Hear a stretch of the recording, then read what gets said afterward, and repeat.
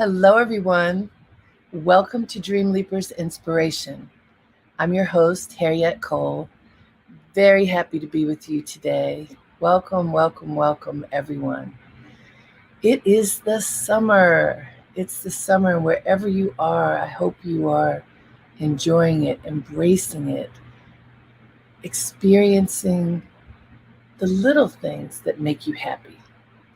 And I say that because time zips by. We don't even realize how quickly time moves, especially, I'm going to say, especially for people who love the summer. Because if you love this season, whatever season it is that you love, each day seems precious and you want it to last and last and last. And somehow it seems to flit by. So for me, summer's that season. And therefore, I want to savor every moment. Also, I want to make sure that I'm engaging positive feelings. And as you know, here on Dreamleapers Inspiration, that's what we're all about, is trying to find the positive, working to access the positive, to engage the positive, and to do that at a time when many people this year especially are outside. Many people have masks off. And if we think about the spiritual understanding of mask off, so not just literally here because of COVID, we've been wearing masks for a year and a half, but to take your mask off, to show yourself for who you are. And what does that do for you inside? What does that do for others when you show yourself as yourself, not disguising anything, not covering anything? That proverbial mask, when you take the mask off and you show who you are, what are you showing? And how do you feel about what you're showing and who you're showing? I was thinking about that in these past couple of days and wanting to talk to you about self-love and self-appreciation.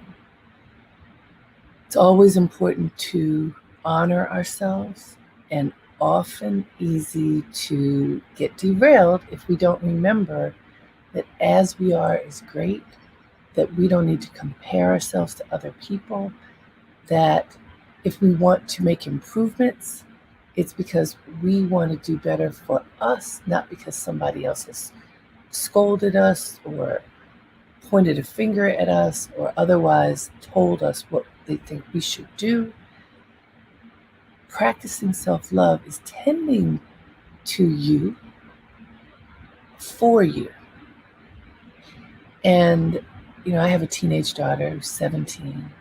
And we're out here in this lovely beach community, and there are not that many teens out. So a few days ago, she met a young lady, and they said that they would hang out with each other. And I'll give just highlights because it's her story, not mine, but there's a reason I'm sharing this. First of all, teenagers can be incredibly self-conscious. My daughter happens to be pretty self-possessed. She has her own unique style, her own way of being and living, and is very confident. This other young lady who she met is very trendy, put it that way. And my daughter told me that she had a lot of criticisms of her. She didn't like her hair. She didn't like, you're wearing that outfit they were going to hang out in town. You're going to wear that? What if we go someplace special? There was a barrage of barbs and criticisms. And this is upon first meeting. This young lady was making comments that were unkind. My daughter just ignored her. Yes, I'm going to wear my hair like this. Yes, I'm going to wear this outfit. And I'm going to feel good about myself.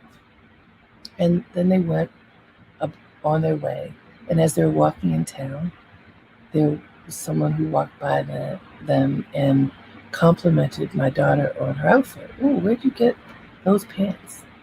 And another one, ooh, I like your hair. My daughter's hair right now is the half back of it is dyed fuchsia. She's having fun as a teenager. And When she told me about it, she said, she felt okay because she has a good self-image. But as I'm sharing a story because it could be, she's 17, it could be happening to you or me, and you feel some kind of a way if you meet someone and the person immediately starts criticizing you and how you put yourself together, your appearance, your style, etc., suggesting in a snarky kind of way that you should change. The fact that almost to the beat there was someone who provided a compliment was helpful. Now, my daughter didn't, she said she wasn't knocked down by it, but she was offended. And then here comes someone saying, "Oh, I like your pants. Where'd you get that?" Same thing happened when she and I were out yesterday, and she has her own little quirky style, and there was someone who asked her, "Where'd you buy that?" Does that stuff matter? Well, I want to say in a way it matters because we live in a community of people, and it is incredibly helpful when people are supportive of each other. And in this moment, I want to say, especially, this is something that happens a lot with women. Women of any age can attack each other or they can support each other. And I have been in situations through my entire life where I've experienced both, where I've experienced the most incredible, horrific attacks, verbal and otherwise, from women whom I would think would be supportive. I've also received incredible support and love in many different forms from women. For a teenager, single, only child, out here with a bunch of adults, wanting to try to have an experience with another teenager, that was a disappointment. It did not derail her, though. She said, "Mommy, I don't want to hang out with her anymore." I said, "You absolutely don't have to." I congratulated her on making the effort because you do want to make the effort to go out and meet people and connect with others. But if someone's going to be disrespectful and rude, you shut that down, which she did. And thank goodness the universe chose to let her see her self-reflection through others so that it helped to remind her in the moment that her choices are fine for her. And actually, her choices sometimes make other people smile. But we don't make these choices, or we should not make these choices to please others. And that's a whole lot easier said than done. We live in a culture that advertises to our weaknesses and suggests that we need to buy something, this, that, the other, in order to be worthy, in order to be happy, in order to be beautiful. That is the culture in which we live. And so how do you balance that cultural reality when you want to embrace you, you want to discover you, and there are all these images and forces telling you, well, this is the way to be, or this is the way to be. It's tough. So I wanted just to contemplate self-love, what it means to honor you, what it means to explore you, and what you like and what you are interested in, and how you want to look, and what you want to do with your time, and what you want to think about. Self-love, so important. And I found a couple of quotes I want to share with you. Some interesting, this one particularly I thought of in relation to my daughter and this young lady, because another thing that the young lady did was name dropping, not of people, but brand dropping. So I'm going to carry my so-and-so brand bag to this party. I'm going to wear this brand top or this brand. I'm not even going to name the brands because it's not about the brands, but it was, I own this and I own that. And it was unfortunate that she felt that she needed to put her interest on that hook of a particular designer, multiple designers, in order to be validated. And full disclosure, for those of you who know me and maybe those who don't, I came up in the world of fashion. I love fashion. There are plenty of designers who I enjoy, but I don't define myself based on a designer, or if I don't have a particular brand, that somehow it means I'm less than. And I didn't when I was young. So thank God my daughter doesn't, because that's what my husband and I have taught her. And my husband's a fashion photographer. So he's shooting fashion and beauty stuff all day, every day. So we could be kind of drowning in that space. But I think, I'll credit our parents for teaching us you can enjoy these things, but they don't define you. And unfortunately for this young lady, they were definers for her.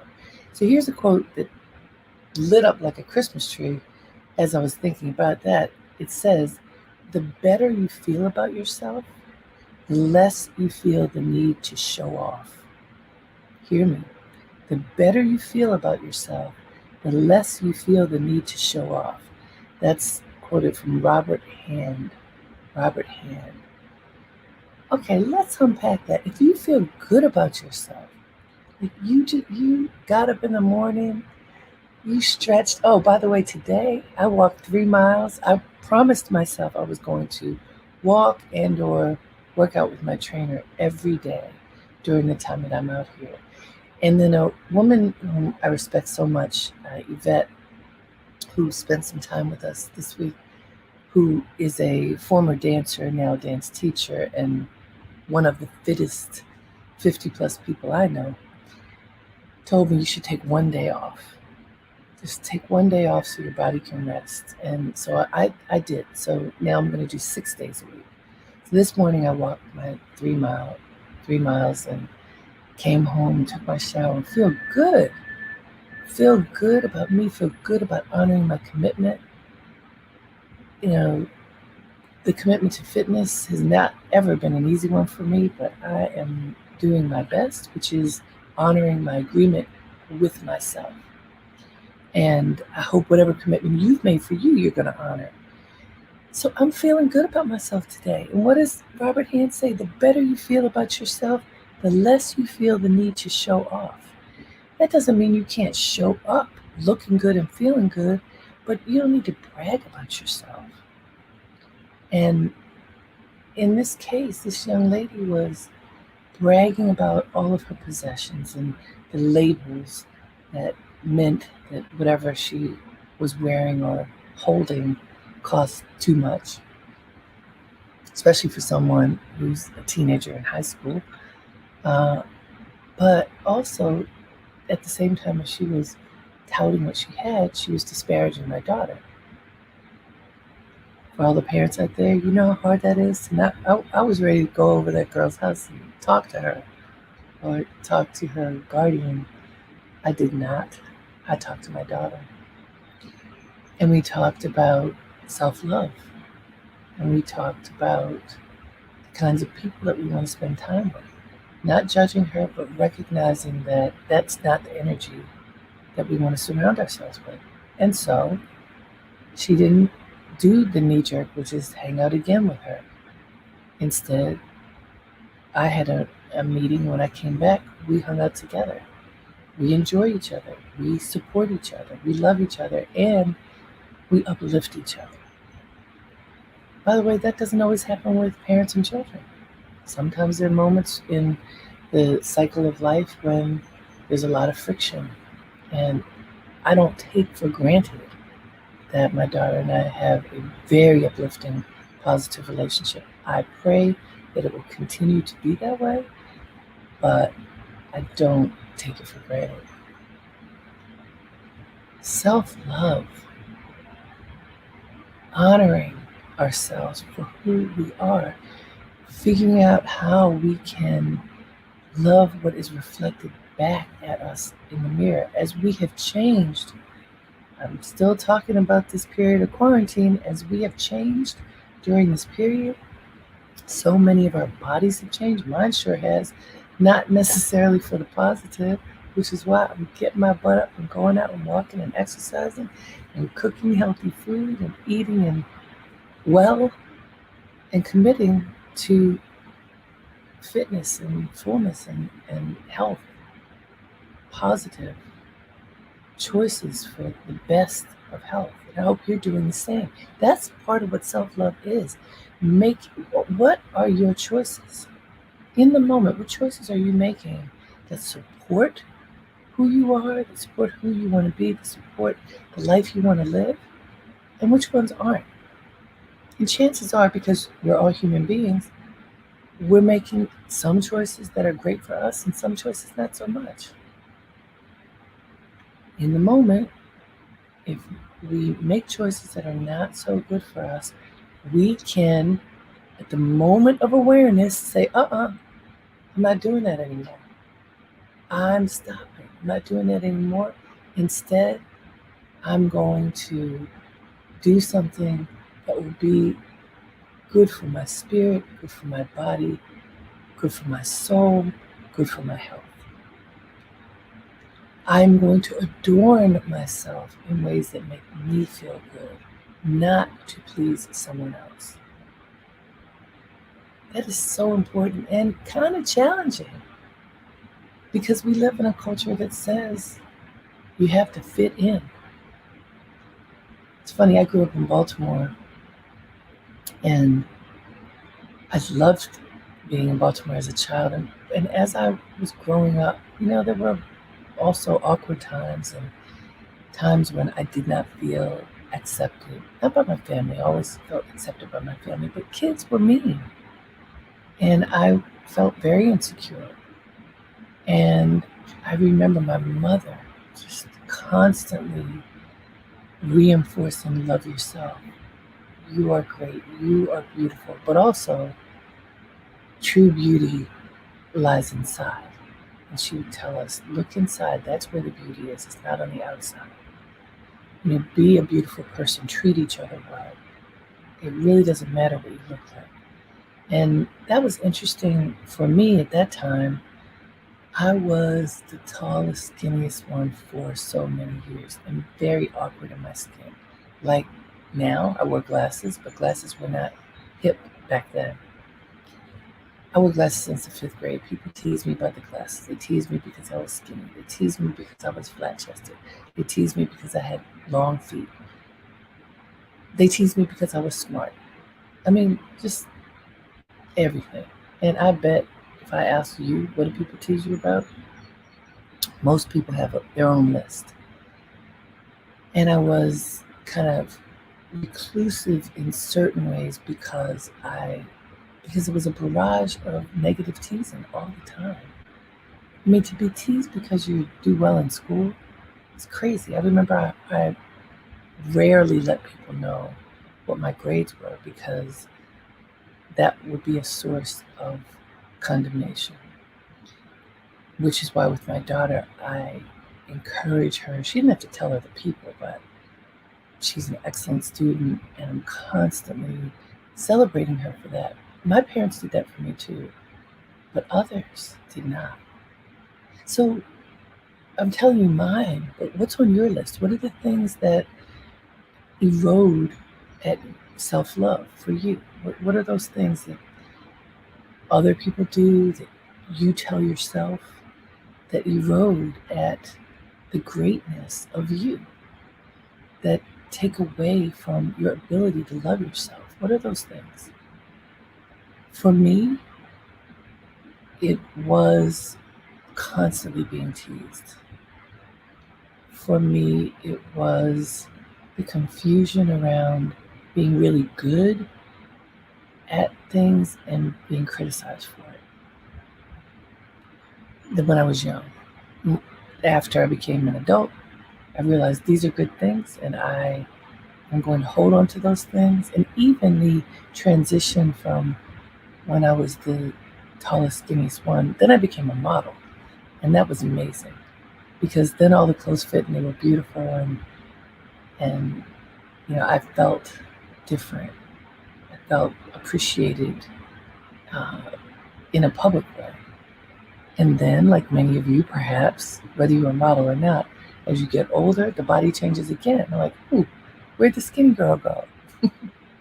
Like, wait a minute, where'd she go? And what is the body I'm inhabiting now? Any of you all have that? What you were and what you are now physically are different. And I tell you, for me, I think I didn't understand how good I had it when I was a skinny girl. Now that I'm not. Uh, we always want something we don't have, right? But I want to say the lessons that I am learning as a mature woman really start with love yourself as you are, just as you are. It is much easier to get fit if you love yourself now and you say, okay, I'm going to work to love myself even more so that I can live longer and be healthier, rather than, oh my God, I can't stand this body that I'm in, so I'm just going to hide. I got another quote for you. Where's this one?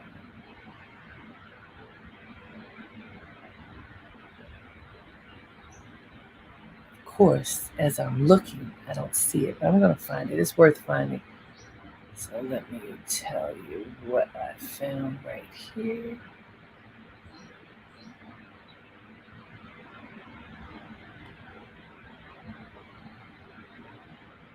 Here's a great one. One's dignity may be assaulted, vandalized, and cruelly mocked, but it can never be taken away unless it is surrendered. Hear this. One's dignity may be assaulted, vandalized, and cruelly mocked, but it can never be taken away unless it is surrendered. That's from Michael J. Fox, incredible actor who got Parkinson's disease as a young man, and all the money in the world hasn't made it so that he doesn't have the disease anymore. I don't even know when he made that quote, but this notion of your dignity, never, ever can one take your dignity away, no matter what they say, unless you surrender it to them. Isn't that powerful? I think that is such an incredible point, because we go through life with all kinds of challenges and all kinds of victories. What are you focusing on? If you allow yourself to focus on the negative, then like a flower, you will wilt. But Michael J. Fox says your dignity cannot be taken away no matter what unless you surrender it. And so don't surrender it. Hold on to it, uplift it, breathe into it, welcome it, cherish it. When going back to my daughter, when she was telling me about this experience that she had, many things that occurred that I'm not going to share at this moment, but just point that over the course of a few hours, there was one thing after another that told her this is not the company she wants to keep. But still, she maintained her dignity and looked out for this young lady, because she was making some choices that weren't the best choices. And my daughter was like, nope, come on, let's do this. Let's pivot and do something that will be smarter for us. And as I listened to her talk about how she cared for this young lady, even when she was not caring for my daughter, I thought there lies integrity, there lies dignity, honor, self-possession. So I want to ask you, what do you do when you're in a situation where someone is disparaging you, where you are in the opposite of good company, when it's not good company, but you have a role in the moment? Do you hold on to your dignity? Do you curse a person out? Do you belittle them the way that they're trying to belittle you, what do? Do you swallow it? Do you do the grin and bear it? I don't think that's a good decision. I think sometimes we do need to say something, but what we say can be buoyed by good intentions and a positive outlook. And so when you see that someone in your space is not aligning with your values, and it doesn't make sense to just walk away, that you are together, what can you do or say? And by the way, this happens a lot in work. You may be sitting next to somebody who doesn't align with your values. You may have to work on a project with someone who gets under your skin. Practicing self-love, recognizing that you are fully embodied being capable of holding on to your values and navigating the moment no matter what. That's going to help you because you're not like a balloon and a pinprick deflates you. You can remain strong. You can remain positive. You do not have to surrender your dignity, as Michael J. Fox said. No matter what. You can, on the one hand, let it roll off your back. On the other hand, there may be times when you need to say, you've gone too far. Please stop. When you do this, it's hard for me to get this done. When you do this, you're putting us in a dangerous situation. Try to name what the challenge is that interferes with your ability to be fully present and safe. And if someone in your space is affecting that, you do need to speak up and take a stance.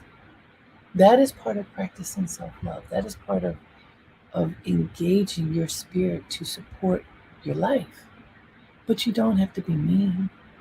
You don't have to cut them off at the knees. You need to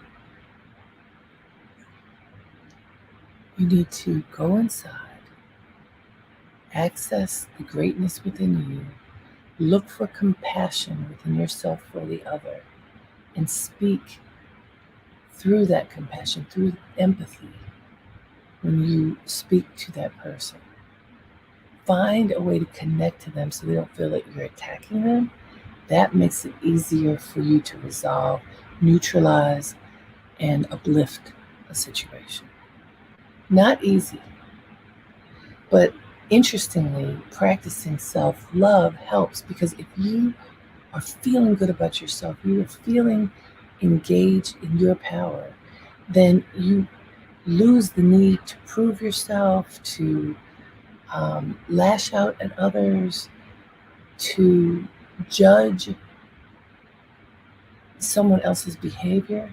Instead, you open your eyes and you see the moment, and through a compassionate lens, look for a solution.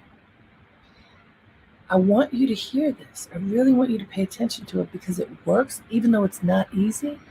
Here's the point. If you practice self-love, if you take the time to fortify your spirit, you look in the mirror, head to toe, front to back, tell yourself, I love you just the way you are. I love myself exactly as I am. Engage self-love first. Engage it. Breathe it into your being. And then when you go out into the world, even the most difficult situation, you can look at with compassion. You can look through a clearer lens because there's not heat around it. You can cool down a heated situation if you are connected to your spirit. You can look at others and say, ask the question inside, what is driving this person to behave in this way? And is there something you can see about the situation, about the other person, that may be able to heal the moment so the person can see a little differently. Think about that. What can you do based upon coming from a self-possessed, aware position? What can you do to make a challenging situation better? First neutralize, then uplift it. Think about it. Pick a scenario in your life where you've had such a challenge and evaluate it using that lens. And as you go through this day and this week, if you notice challenging experiences, challenging people, challenging moments, take a breath, look at it, and ask yourself, how can you neutralize this negative moment and then uplift it? Neutralize and uplift. Starting with self-love, neutralize and uplift. It works. It worked for my daughter. The two young ladies ended up in a positive place. They're not going to be best friends. They're probably not going to be friends, but they left in a positive place. How do you leave challenging situations? How can you practice self-love so that when you leave a situation, you leave it whole? This is so important. Don't create roadkill, the roadkill of the heart. If you have a heated encounter and you curse somebody out, dress them down, let them know all the things that they did that were wrong, on and on and on and on, and then you go off and go and do whatever you're doing, but that person is injured and broken and crushed, roadkill. You don't want to know, you don't want it to be true that you left roadkill of the heart. Absolutely not. So be gentle, be kind, be thoughtful, neutralize and uplift. You can do it. It starts with loving yourself. Thank you for sharing this moment with me. I hope you are enjoying this season, this day, each day of this week until we meet again. Until next time, have a great day and make it count.